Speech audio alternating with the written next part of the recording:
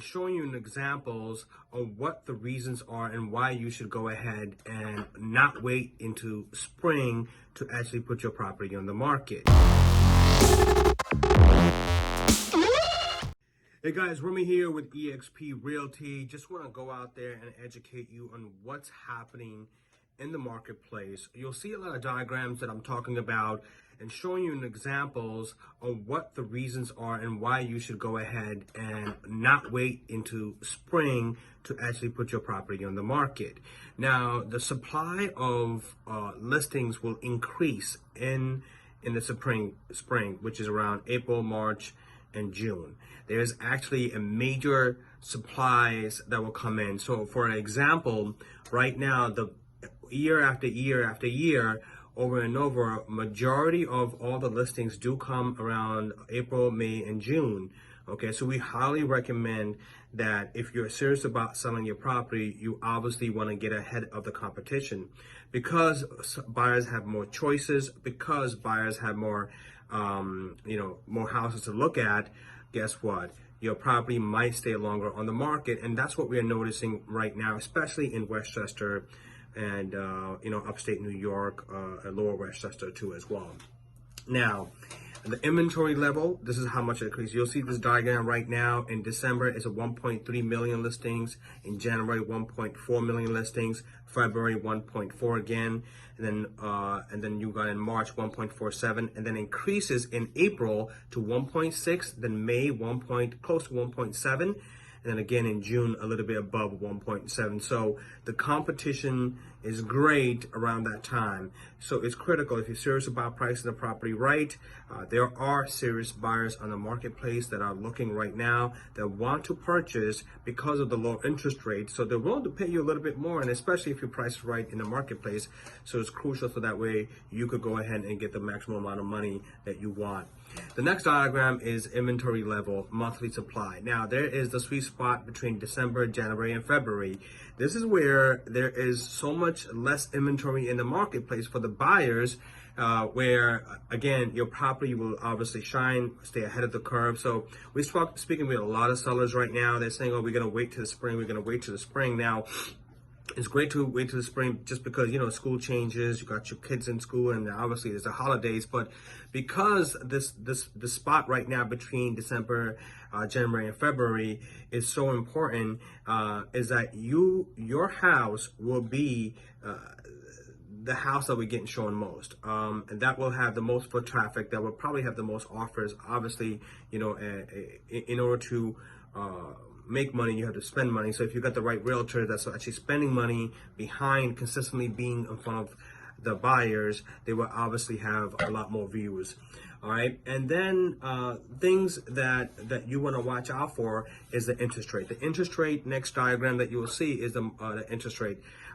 Since 2018, well, let's go back in 2018. The interest rate, you can see in this diagram, is actually going really, really high, to where now in 2019, in the fourth quarter, in the beginning of 2020, we believe that the interest rate is going to still be at lower than 4%. So it's important in 2020 to know that the interest rate is still one of the lowest interest rate ever before. I mean, I forgot from the last time where I think it was in 2018, ending of 2018, where the interest rate was pretty low. So it's important for you to make sure that you pay attention to that, right? And the rental market right now has never dipped at all.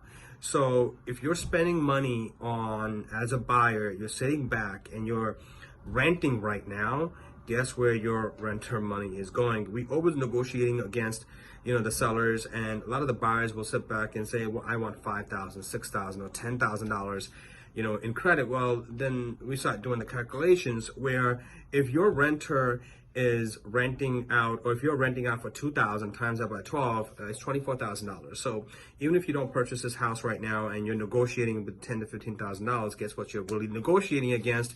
Is you're negotiating against you, because of the low interest rate, you're not going to have major difference in actually on a monthly payment. You actually be saving, because remember, the appreciation is still happening. It's 3.5%, and obviously in New York, that has been the average since I've been in the business for 20 years. It hasn't changed unless in 2018, where it took a major dip, but also it increased a lot too as well.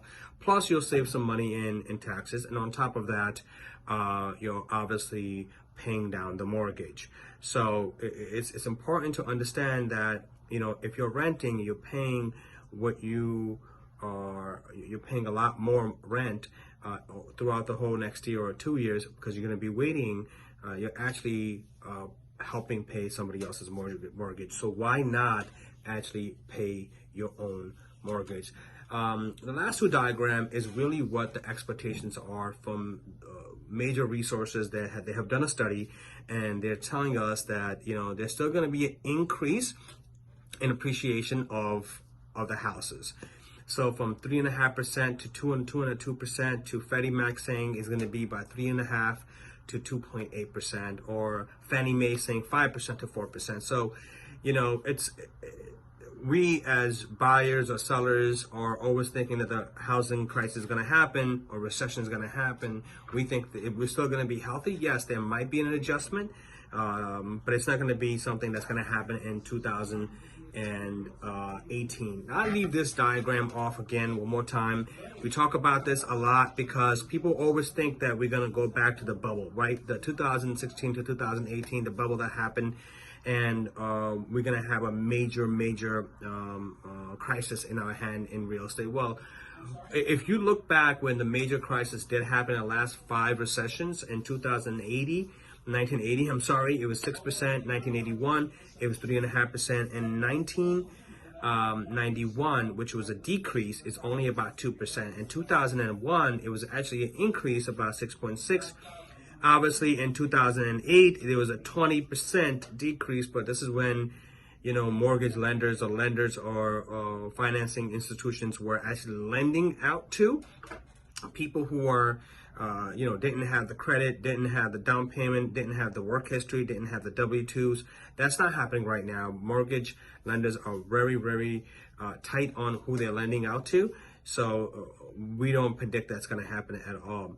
So hope this was helpful, guys. It's paying attention to the marketplace. Obviously, somebody who's been in the market for the last 20 years and, you know, I breed and live this market every single day. I would hope this would help you to make it kind of give you a clarity on exactly what's happening. Obviously, I can't predict the future, but we could definitely predict what's happening right now. So it is a great time to buy. It is a great time to go ahead and sell and get what you're looking for. So if you're looking to sell, give us a call. If you're looking to buy, give us a call. You'll have our information below. We'll give you a free magazine teaching you what to do and how to sell. So that way you could get on your way of preparing yourself for the next 2020. Have an amazing day, guys. Rummy here with eXp Realty.